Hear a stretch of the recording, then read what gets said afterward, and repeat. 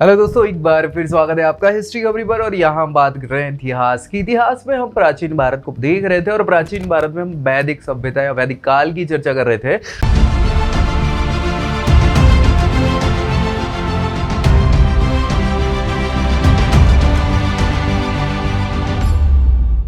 वैदिक काल में हमने वैदिक काल की सभ्यता की अगर हम बात करें तो अभी सभ्यता हमें डिस्कस करनी है, लेकिन हमने उसके धार्मिक प्रोस्पेक्ट को देख लिया है। मतलब हमने वेदों की चर्चा कर ली है, उस समय के जो ग्रंथ थे उनकी चर्चा कर ली है कि किस किस प्रकार से क्या क्या चीज़ें इनमें वर्णित हैं। इन सारी चीज़ों को भी हमने डिस्कस कर लिया। अभी इस वीडियो में जो हम बात करेंगे वो वैदिक काल की सामाजिक व्यवस्था कैसे क्या चल रही थी, सामाजिक के अलावा वहाँ पे आर्थिक व्यवस्था के क्या कैसे व्यवस्थाएं हो रही थी, राजनीतिक व्यवस्थाएं क्या चल रही थी, वहां पे राजनीति या प्रशासनिक व्यवस्थाएं कैसे क्या हो रही थी, साथ ही साथ यहाँ पे धार्मिक क्या क्या चेंजेस आए हैं, उन सारी चीजों पे हमें यहाँ इस वीडियो में डिस्कस करना है। किसकी? वैदिक काल की सामाजिक, आर्थिक और राजनीतिक धार्मिक जो भी व्यवस्थाएं थी उन सब की चर्चा कर रहे हैं। अगेन याद रखिए, वैदिक काल को हमने दो भागों में बांटा हुआ है ना। एक को हम बोलते हैं ऋग वैदिक काल, ऋग वैदिक काल, और दूसरे को हम बोल रहे हैं उत्तर वैदिक काल। क्या बोल रहे हैं? उत्तर वैदिक काल। सो भैया ये जो समय काल है, याद रखना है आपको कि यहाँ हम दोनों की चर्चा एक साथ करने वाले हैं। दोनों की चर्चा, देखिए क्या होता है कि अगर अलग अलग चर्चा कर देंगे तो वो आप उसको कनेक्ट कर नहीं पाओगे, है ना। सो हम यहाँ जो बात करेंगे वो कैसी करेंगे, दोनों को साथ में लेके चलेंगे और क्या क्या चीजें हो रही हैं उन सारी चीजों पे डिस्कस कर लेंगे। ठीक है, चलिए तो स्टार्ट कर लेते हैं। सबसे पहले हमको यहाँ पे एक जगह लिख लेते हैं ऋग वैदिक काल, ऋग वैदिक काल, और यहाँ पे हम उत्तर वैदिक काल लिख लेते हैं। ठीक है, उत्तर वैदिक काल। ठीक है, सो उत्तर वैदिक काल और ऋग वैदिक काल में चेंजेस कैसे क्या आ गए, क्या क्या चीजों पे हमें डिस्कस करना है, उस पे हम यहाँ सीधा डिस्कस करने वाले हैं। ठीक है, चलिए ऋग वैदिक काल की अगर हम समाज की बात करें, यहाँ हम बात कर ले रहे हैं समाज की या सामाजिक जीवन की, इनकी बात कर रहे हैं। सो भी कि ये ऋग वैदिक काल है तो दोनों आर्य ही ना भाई, ये आर्य संस्कृति वाले लोग हैं, आर्य कहलाते हैं। और आर्यंस इनिशियली यहाँ ऋग वैदिक काल में चूंकि आए थे और ये चरवाहे हुआ करते थे, पशुपालन इनका प्रमुख स्तर हुआ करता था, पशुपालक ये कहलाते थे। मतलब अभी तो ये लोग चरवाहे झुंड के झुंड में आना स्टार्ट हुए, सारी चीजें हुई। लेकिन एक चीज मैं आपको क्लियर कर देता हूँ, पशुपालन के अलावा व्यवसायिक तौर पे ये अभी उत्तर वैदिक काल में ये फैल गए हैं। यहाँ पे ये कृषि भी करने लग गए। क्या करने लगे हैं? पशुपालन के साथ साथ यहाँ पे ये कृषि भी करने लग गए हैं। लेकिन अभी तक जो पशुपालन यहाँ प्रमुख हुआ करता था वो अब उत्तर वैदिक काल में कृषि ने इसको प्रमुखता ले ली है। यहाँ पे पशुपालन सेकेंडरी काम हो गया है। क्यों हो गया, क्या हो गया, इस पर भी हम डिस्कस करेंगे। सबसे पहले परिवार की अगर हम यहाँ पे बात करें या उस समय की जो समाज की व्यवस्था थी उसकी अगर बात करें तो सबसे पहला जो किसी भी व्यक्ति या किसी भी जगह पे हम चर्चा करें, एक परिवार सबसे प्रमुख इकाई मानी जाती है ना। मेन इकाई जो है, इकाई है ना। सो वो इकाई जो होती है वो क्या होती है? परिवार होती है ना। और परिवार में एक मुखिया हुआ करता है। और अच्छा, जो मुखिया हुआ करता था भाई साहब यहाँ पे, वो अब पुरुष प्रधान समाज हो गया है। कैसा हो गया है? पुरुष प्रधान। अब पुरुष को यहाँ पे प्रधानता दी जा रही है। ठीक है, हमने देखा था सिंधु घाटी सभ्यता में महिलाओं का विशेष स्थान हुआ करता था। समाज जो है मात्र सत्तात्मक हुआ करता था, घर की हेड जो है महिलाएं हुआ करती थी। लेकिन यहाँ पे आर्य संस्कृति में या वैदिक कल्चर में इनिशियली पुरुष प्रधानता दिखने को हमें मिल जाती है और पुरुष ही मुखिया हुआ करता है। आज भी वही ट्रेडिशन हम फॉलो करते हैं। हमारे घर में हेड जो है वो पापा जी, दादाजी इस टाइप में जो भी। हाँ, लेकिन यहाँ जो है संयुक्त परिवार चलता था। क्या चलता था? संयुक्त परिवार यहाँ पे हुआ करता था। अब परिवार का मुखिया हेड हो गया, ये परिवार है। परिवार में अलग अलग प्रकार से बहुत सारे लोग रहते थे। रिश्तेदारे, मतलब रिश्तेदारी जो है, रिश्ते नातेदार जितने सब वो सब रहा करते थे, उन सबको मिलके बोला जाता था कुल या वंश, है ना। इन सब परिवार में सारे लोग जो रहते थे उसको कुल या वंश बोला जाता था। ठीक है भाई। सो कुल का जो हेड होता था उसको कुलप कहा जाता था। क्या कहा जाता था? कुलप। या इसको कुलपति भी कहा जाता है। पूरे के पूरे फैसले जो लिए जाते थे वो कुल के किसके द्वारा लिए जाते थे? कुलपति के द्वारा लिए जाते थे। अब ये कुल वंश, ये बहुत सारे, अच्छा ये तो परिवार हुआ ना एक, अब ऐसे परिवार होते थे 10 12 15 20 परिवार, उनके समूह को कह दिया जाता था यहाँ पे ग्राम। क्या कह दिया जाता था? ग्राम या गांव हम जिसको बोल रहे हैं। उसका जो हेड होता था वो सरपंच होता था, या उसको हम ग्रामीणी कह देते थे। क्या कह देते थे? ग्रामीणी। जो हेड होता था सरपंच उस समय। अच्छा, गांव मिला के आगे जाके बनेगा जन। बहुत सारे गांव का जो समूह है उसको जन कहा जाता था, और जो जन है, जन का हेड ही तो होता था राजन। क्या होता था? राजन मतलब राजा। सो राजन, राजा शब्द राजन से ही निकल गया है, तो ये जन हो गया। ठीक है, तो अभी तक ये पूरी स्थिति समाज की चल रही है। कैसी चल रही है कि परिवार का प्रमुख यहाँ पे कौन हो गया? मुखिया, या उसको यहाँ कुलप या कुलपति कह देते थे। और फिर गांव की संरचना होती थी जिसका हेड ग्रामीणी कहलाता था, और जन में राजन आ जाता था। ठीक है, तो ये एक बेसिक समाज की व्यवस्था चल रही है। महिलाओं की स्थिति की अगर हम बात करें, अच्छा देखिए, ये थोड़ी सी व्यवस्था इसमें बढ़ जाती है कहाँ? उत्तर वैदिक काल में। ये तो बेसिक चल ही रही है। उत्तर वैदिक काल में जनपद, जन से फिर महाजन भी बनने लग गए, जनपद हो गए, महाजनपद हो गए। ठीक है, सो और ऊंची इकाइयां, मतलब क्यों? यहाँ पे एक प्रकार से साम्राज्यवाद की बात स्टार्ट हो जाती है। साम्राज्य हो गया या राज्य विस्तार की बात जो है ये यहाँ पे होने लग जाती है। तो युद्ध तो शुरू से चल रहे थे, लेकिन यहाँ पर्टिकुलर युद्ध बढ़ जाता है, और महाजन से यहाँ पे महाराज जो हेड हुआ करते थे वो हो गए, है ना। और महाराजाधिपति, सम्राट वगैरह जो है वो एक बड़े राज्य के साम्राज्य या राज्य जिसको आप बोल सकते हो, उसमें सम्राट हेड हुआ करता था।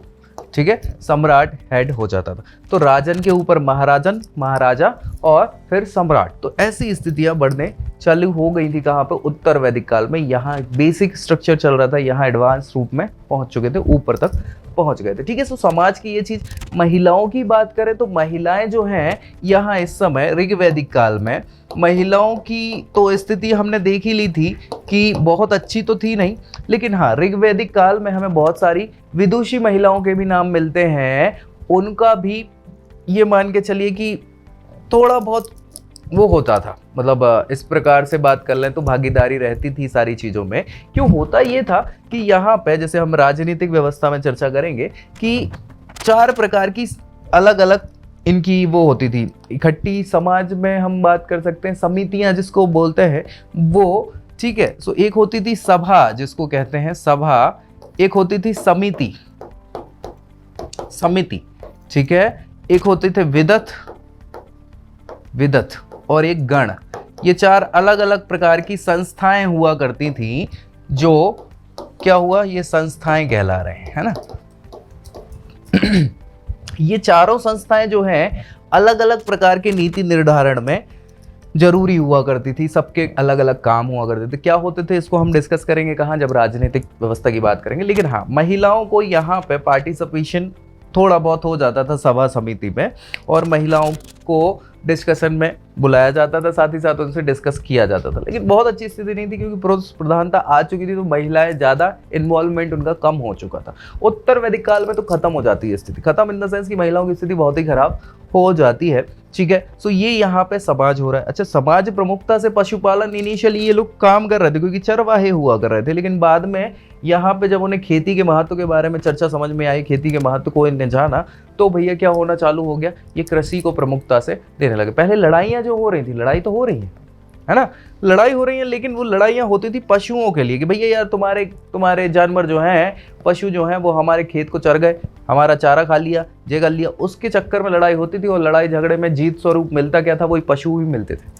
लेकिन जैसे ही उत्तर वैदिक काल आया, क्या हुआ उसमें हम डिस्कस करेंगे थोड़े समय पश्चात। ठीक है, सो ये बेसिक सा स्ट्रक्चर यहाँ समाज का हमने देख लिया है। यहाँ अलग अलग प्रकार से देवी देवताओं की मान्यताएं हैं, देवी देवताओं की। ठीक है, तो यहाँ पे आपको मैं बता दूं कि इंद्र प्रमुख हुआ करते थे। कहाँ पे? इंद्र प्रमुख हो कर रहे थे ऋग्वैदिक काल में। जो प्रमुख देवता हुआ करते थे, इंद्र प्रमुख देवता हुआ करते थे। लेकिन उत्तर वैदिक काल में इंद्र की जगह ले ली प्रजापति ने। किसने ले ली? प्रजापति ने यहाँ पे इंद्र की जगह ले ली, और प्रमुख देवता के रूप में प्रजापति हो गए। ठीक है। सो ये चेंजेस आए हैं और अलग अलग प्रकार के धरती के अलग देवता हुआ करते थे, आकाश के अलग देवता होते थे, पाताल के अलग देवता होते थे। सारी चर्चा हम करेंगे कौन कौन से क्या होते हैं नेक्स्ट वीडियो में। हम बहुत अच्छे से पूरा विश्व जो स्मरणीय तथ्य है, मेन चीज़ें उनको हम डिस्कस करेंगे अलग से, डोंट वरी। तो ये एक बेसिक सा स्ट्रक्चर चल रहा है। देवी देवता पूजा अभी भी यहाँ पे प्रकृति की ही कर रहे हैं ये लोग, प्रकृति पूजक ही हो रहे हैं। देवी देवता भी ऐसे नहीं है, मतलब ये सारे के सारे ये प्राकृतिक देवता ही हैं भाई। जैसे इंद्र हो गए बिजली के देवता एक प्रकार से, ठीक है, वरुण हो गए जल के देवता, सूर्य देवता हो गए, अग्नि देवता हो गए, तो इनकी ही पूजा चल रही है, प्रकृति की ही पूजा चल रही है, ठीक है। तो ये सारा का सारा यहाँ सामाजिक व्यवस्था की हमने बात देखी है। राजनीतिक व्यवस्था में अगर हम बात करें तो राजनीतिक तौर पे अगेन यहाँ पे ऋग्वैदिक काल,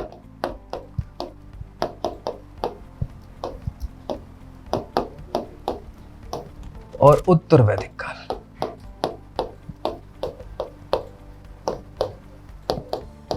ठीक है। सो यहां समाज के बाद राजनीति अगर हम बात करें, राजनैतिक या प्रशासनिक व्यवस्था की बात करें, तो जैसा मैंने आपको बताया कि समितियां हुआ करती थी, अलग अलग प्रकार की संस्थाएं हुआ करती थी। एक तो थी सभा, क्या थी? सभा। एक थी समिति, समिति के बाद एक विदत हुआ करता था और एक गण हुआ करता था, ठीक है। ये चार प्रकार की चीजें हैं। तो देखो सभा वो होती थी, ये जैसे हमारे यहाँ आज के समय में आप लोग जानते हैं लोकसभा और राज्यसभा, है ना, एक निम्न सदन एक उच्च सदन होता है, राज्यसभा बड़े लोगों की सभा होती है। ऐसे ये जो सभा हुआ करती थी उस समय सभा राज्यसभा जैसी, मतलब ये जो बड़े बड़े लोग बाग हुआ करते हैं, समझदार पुरुष होते हैं, उनकी सभाएं जो थी, जो वो लोग बैठते थे डिस्कशन करते थे, वो सभा कहलाती थी उस समय की। समिति जैसे हमारी लोकसभा हुआ करती है, आम लोगों की सभा जिसको हम बोलते हैं। सो जो भी आम निर्णय वगैरह लिए जाते थे वो आम सभा के तौर पे समिति में लिए जाते थे, ठीक है। विदत जो हुआ करता था, ये विदत वाला माहौल ऐसा है कि जो धार्मिक रूप से कोई अगर डिस्कशन करना है धर्म से संबंधित या किसी प्रकार की युद्ध में बड़े विद्वानों वाला, जो कभी न्याय से रिलेटेड चीजें जो हमें करना है, सो धर्म और न्याय से रिलेटेड जो भी सभा हुआ करती थी उसको हम क्या बोलते थे? विदत बोलते थे, जिसमें पूरे धार्मिक और न्याय संबंधी डिस्कशन हुआ करते थे। गण ये है युद्ध से संबंधित सारी चीजें, इसमें सारे सेनाध्यक्ष और वो सारा है। तो युद्ध संबंधी जो सभी निर्णय होते थे वो इस सभाओं में हो जाते थे। तो सभा, समिति, विदत, गण, ये चार प्रकार की संस्थाएं हुआ करती थी उस समय, और जिनमें लोग बाग पार्टिसिपेट करते थे। सभा और समिति में महिलाओं का ऋग्वैदिक काल तक तो थोड़ा बहुत प्रभाव रहता था, प्रभाव जैसे उन्हें इंक्लूड कर लिया जाता था किसी डिसीजन मेकिंग में, चर्चा में, इन सारी चीजों में। लेकिन उत्तर वैदिक काल में यहाँ पे ये चीजें चेंज होती चली गई। क्यों? क्योंकि महिलाओं की स्थिति दिन प्रतिदिन गिरती चली गई। क्यों गिरती चली गई उसकी डिस्कशन हम करेंगे, बिल्कुल करेंगे, डोंट वरी। सारी चीजें देखिए क्या हो जाता है कि महिला है, हमने जैसे चर्चा किया हुआ है, अगर आपको लगता है नहीं पता है तो वो पुरानी वीडियोस में जब हमने मानव उत्पत्ति पे डिस्कस किया था, तो मानव था तो पहले जानवर ही ना, है ना। और मेरा ये मानना, मेरा क्या मतलब विद्वानों का ये मानना है कि जानवरों को, आप किसी भी जानवर को देख लो, उसमें महिला प्रधानता है। महिला प्रधानता मतलब चाहे शेर के ग्रुप को देख लो तो हेड शेरनी ही होती है, हाथी के ग्रुप में भी हाथीनी ही, ऊंट के ग्रुप में ऊंटनी ही, ये ऐसा महिलाएं प्रधान, मतलब उस समय जानवरों में भी जो फेमिनिज्म है, महिला है, वही हेड होती। ऐसे ही शुरू में हम लोग भी महिलाओं को ही, चूंकि जानवर से इंसान बने हैं, तो हमारे समय में महिलाएं ही हेड हुआ करती थी। सारे की सारी परंपराएं महिलाओं से रिलेटेड हुआ करती थी, मतलब सारे डिसीजन और हर चीज महिलाएं ही लेती थी। लेकिन धीरे धीरे धीरे देखो जानवरों के समय में क्या होता है कि जानवरों को कुछ एक्स्ट्रा काम होता नहीं है भाई। ये इतना सारा दिमाग और 50 प्रकार के पचड़े जो है वो जानवरों के में नहीं रहते। इंसानों ने जितने ज़्यादा पचड़े पालना चालू किया उतनी समस्याएं होना चालू हो गई। अब हर चीज़ में इन्वॉल्वमेंट महिलाओं का नहीं हो सकता, क्योंकि महिलाएं एकमात्र ऐसी हैं जो जनन क्रिया में आगे होती है, मतलब कहीं ना कहीं वंश वृद्धि हो गया या फिर जो हमारी जनसंख्या वृद्धि है उसमें सहायक कौन होती है? महिलाएं होती। जन्म देने का अधिकार या ये गुण उनमें ही पाया जाता है। तो ये एक एक्स्ट्रा जो एक्टिविटी है उसके कारण क्या हो गया कि महिलाओं को अब यहाँ पे ध्यान भी रखना पड़ गया, है ना। सो वो इनिशियल समय में, वो जो साल भर का समय होता है उस समय वो क्या है ध्यान ज़्यादा दे नहीं पाती थी। फिर भैया ध्यान के बाद बच्चा हो गया तो उसका भी, शुरुआती बच्चा जो बिल्कुल छोटा होता है उसका भी ख्याल रखना है, सारी चीज़ें करना है।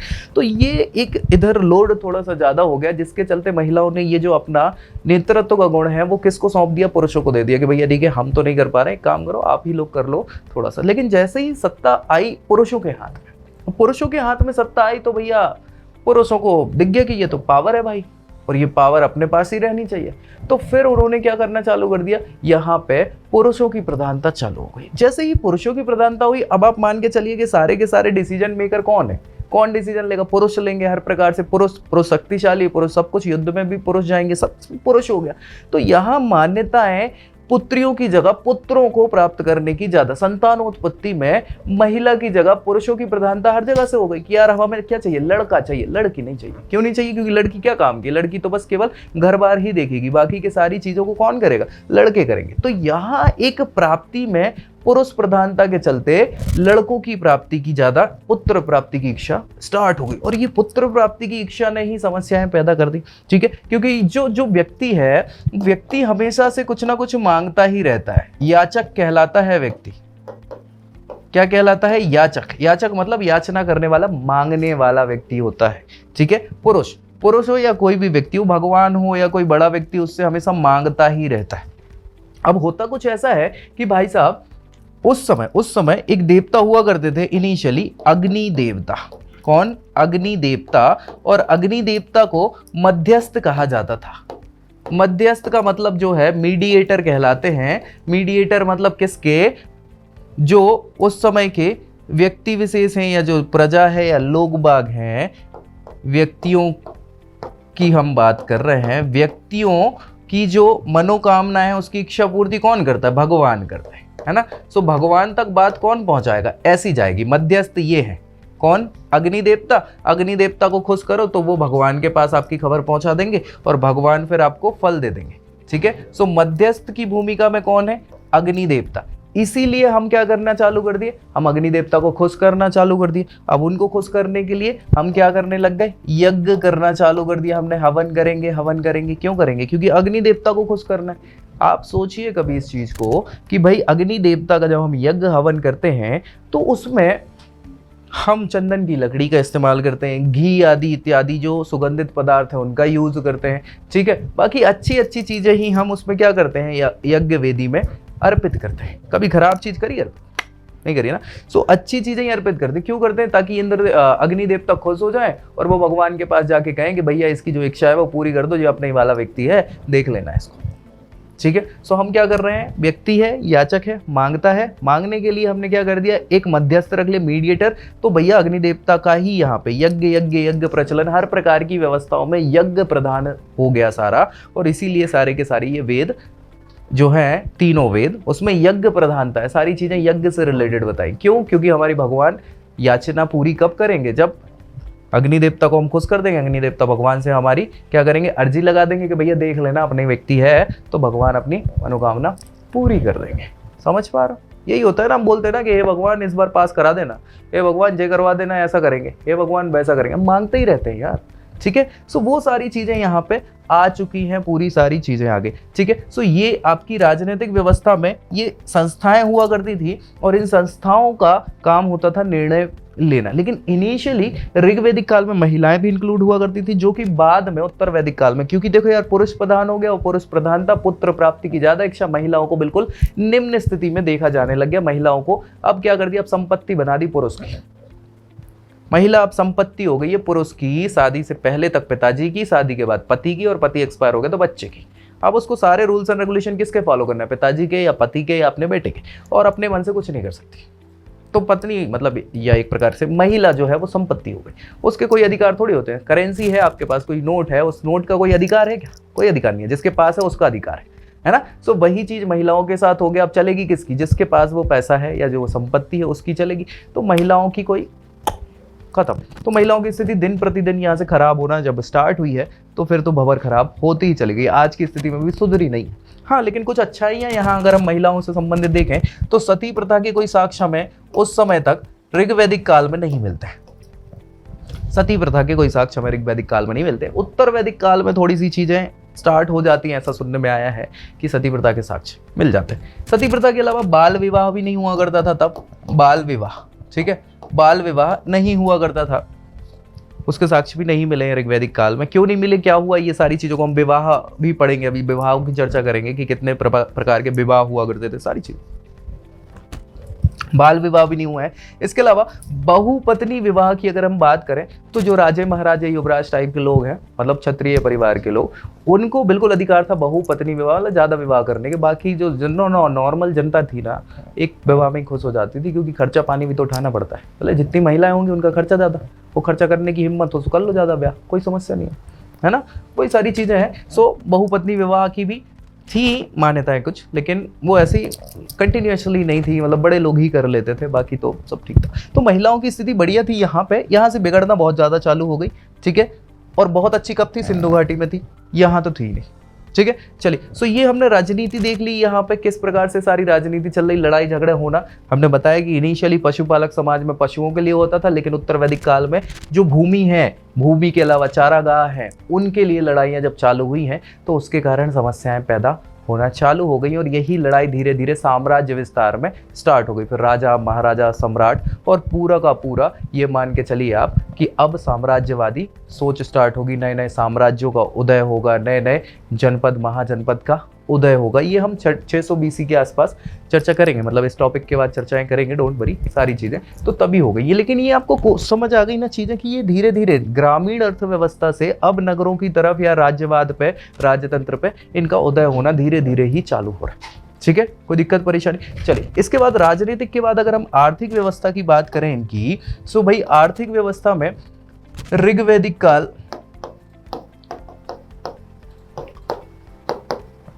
और उत्तर वैदिक काल।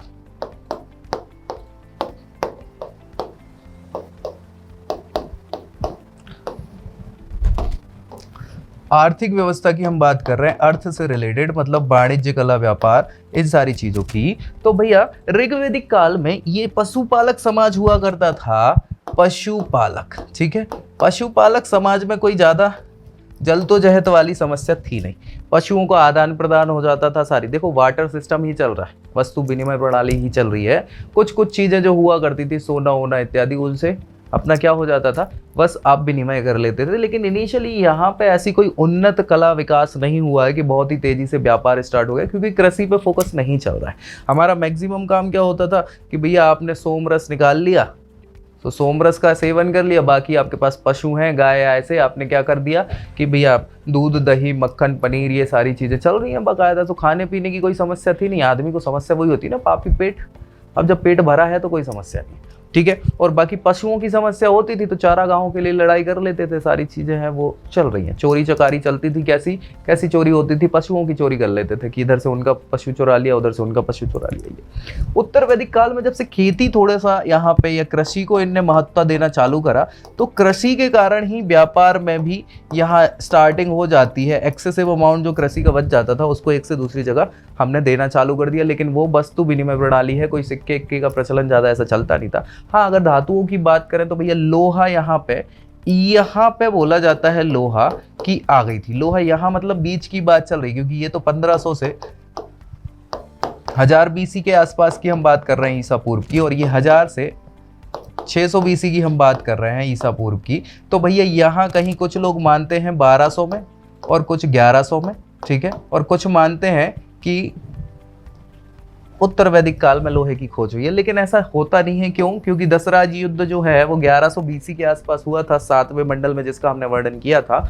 उसमें भी ऐसा माना जाता है कि कुछ लोहे के हथियार जो हैं वो वशिष्ठ ने बना के दिए थे, किसको? सुदास को, जिसके कारण उनकी जीत हो जाती है, सारी चीज़ें।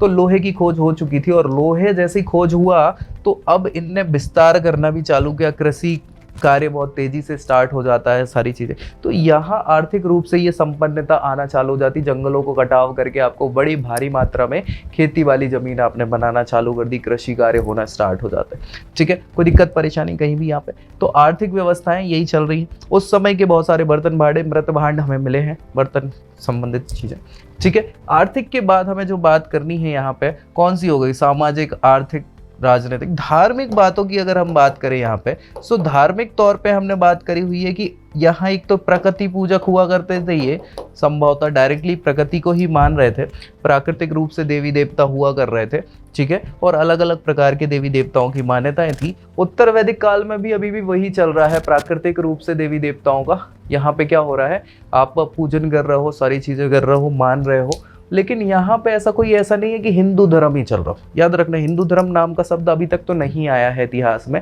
हिंदू धर्म आगे आएगा। ठीक है, ये वैदिक कल्चर है, प्रकृति पूजक है, सनातन धर्म जिसको कहा जाता है वो ये है, और यही अच्छा माना जाता है। लेकिन जो चेंजेस होना चालू हुए हैं धर्म में तोड़ मरोड़ के साथ, उसके बाद व्यवस्थाएं बिगड़ना चालू हुई। जो हमने देख लिया था उत्तर वैदिक काल में अथर्ववेद के कारण जो कर्मकांड आए, तो बहुत सारे लोग परेशान हुए, और परेशानी के बाद क्रांति जन्म लेती है और नए नए धार्मिक रूप से अलग प्रकार से 62 प्रकार के नए धर्मों ने जन्म लिया। 2 अभी चल रहे हैं, हम पढ़ेंगे उन दोनों के बारे में, अच्छे से पढ़ेंगे। ठीक है, सो धार्मिक क्रियाकलाप ये यहाँ पे चल रहे हैं बहुत अच्छे से। लेकिन हाँ, इन सारे धार्मिक क्रियाकलापों में यज्ञ को बहुत ज़्यादा हम क्या कह रहे हैं, प्रेफरेंस दे रहे हैं। अलग अलग प्रकार के यज्ञ हुआ करते थे। एक तो आपने नाम सुना होगा राजसूय यज्ञ, है ना, राजसूय यज्ञ। एक आपने नाम सुना होगा अश्वमेध यज्ञ, अश्वमेध यज्ञ। ये प्रचलन थोड़ा बढ़ जाएगा अभी आगे चल के, ठीक है, हम चर्चा करेंगे। अश्वमेध के अलावा वाजपेयी यज्ञ भी आपने सुना होगा, वाजपेयी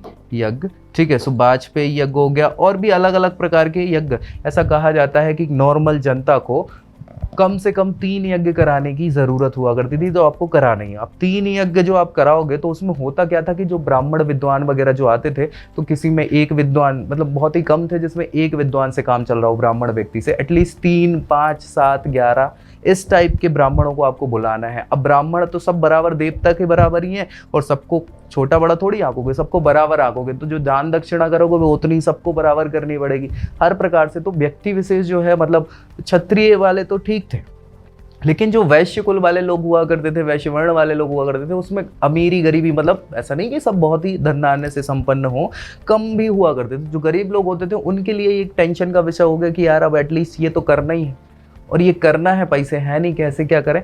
तो लोगों में कहीं ना कहीं रोष उत्पन्न होना स्टार्ट हो जाता है, और परेशानियां, जब गुस्सा आता है लोगों को तो वो फिर क्रांति ले आते हैं, है ना। और फिर कर्मकांड भी हो गए कि भैया नहीं ये करना है, वो करना है, भैया वो ग्रह दशा तुम्हारी खराब चल रही है, ये यज्ञ करवा लो, वैसा करवा लो, वो हवन करवा लो।